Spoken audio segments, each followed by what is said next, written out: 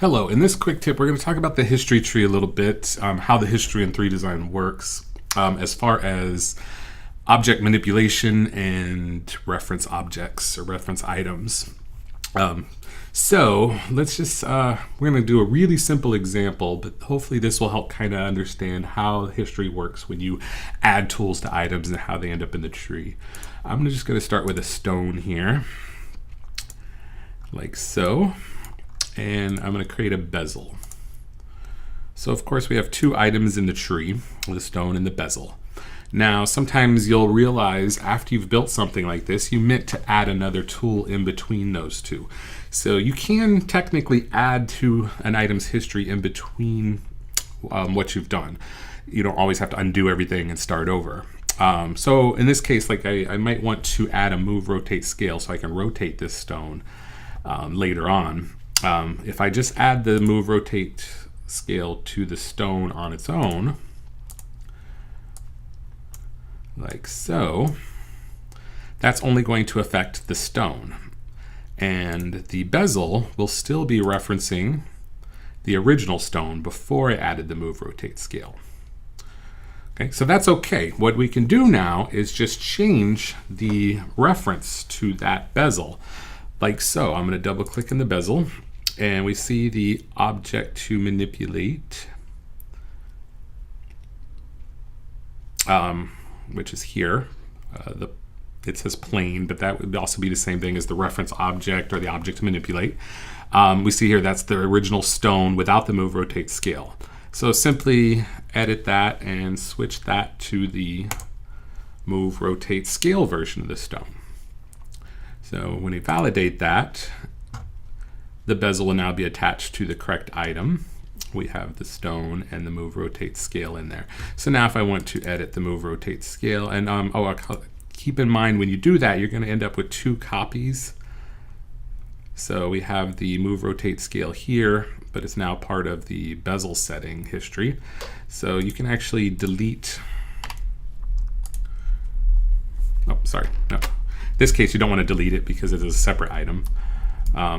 But instead of stone here, we have move, rotate, to scale. We can then double click on that and do our editing and rotating and whatever we want to do. Now, when we update the history, our bezel setting is referencing the move, rotate, scale version, and it works fine.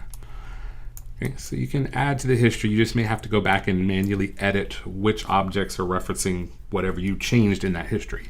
I know it's a little confusing. Bear with me. Hopefully it'll make sense, and you can see why sometimes when you end up with 2 copies all of a sudden in the tree, and that may be because you edited or added a tool to something that had already been used up, so it creates a copy of it automatically.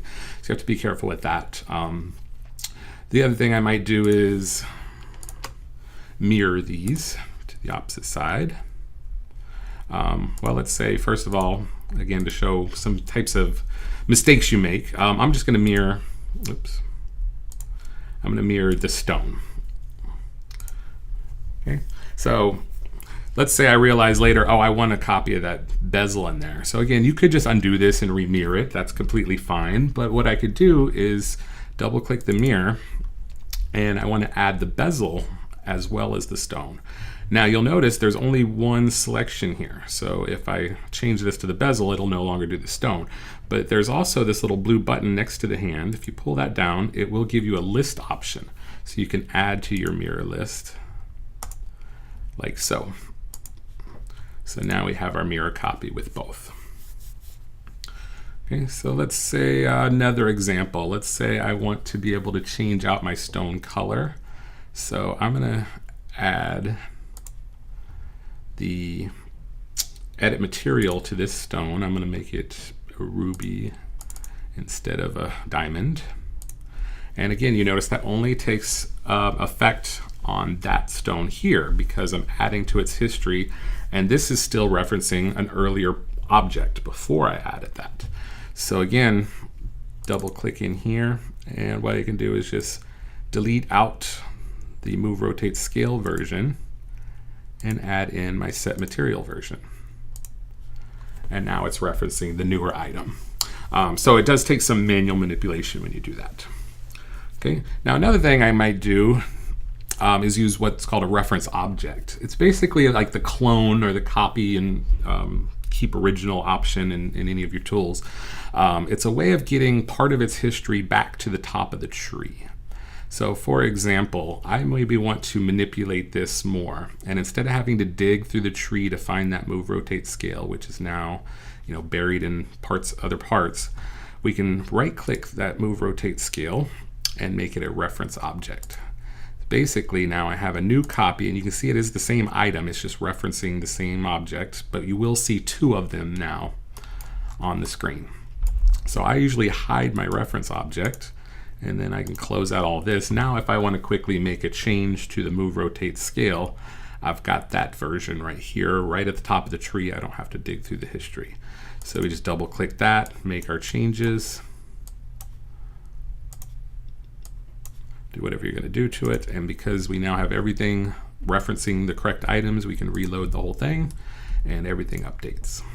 So like I said, a very simple example. I wanted to keep this as simple as possible because I know it's really confusing how a lot of that works, but hopefully that'll help you understand a little bit more of the order of the way you do things, and adding tools in the middle of something's history does take a little manual editing, but works really well. So that's it for this quick tip. We'll see you next time.